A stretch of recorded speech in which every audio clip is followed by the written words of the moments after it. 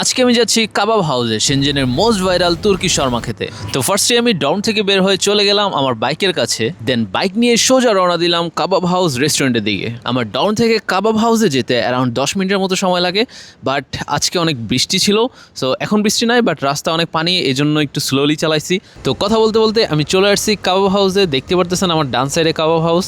তো আমি এখন জাস্ট আমার বাইকটা এখানে পার্ক করবো অ্যান্ড ঢুকে যাবো ভিতরে। তো এই হচ্ছে কাবাব হাউস অ্যান্ড প্রথমে এটার মাত্র একটা ছোট আউটলেট ছিল, বাট পরবর্তীতে এটা এত ফেমাস হয়, এত ভাইরাল হয় যে তারা আরও একটা বড় জায়গা ভাড়া নিয়ে নেয়। সো এখন যে আমি জায়গাটায় আসছি দেখতে পারতেছেন, জায়গাটা খুবই অ্যাস্থেটিক, কিন্তু এই জায়গাটা প্রথমে কাবাব হাউসে ছিল না।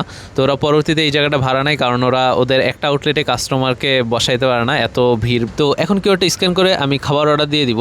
তো ফার্স্টে আমার এখানে অপশন সিলেক্ট করা লাগবে যে আমি কয়জন।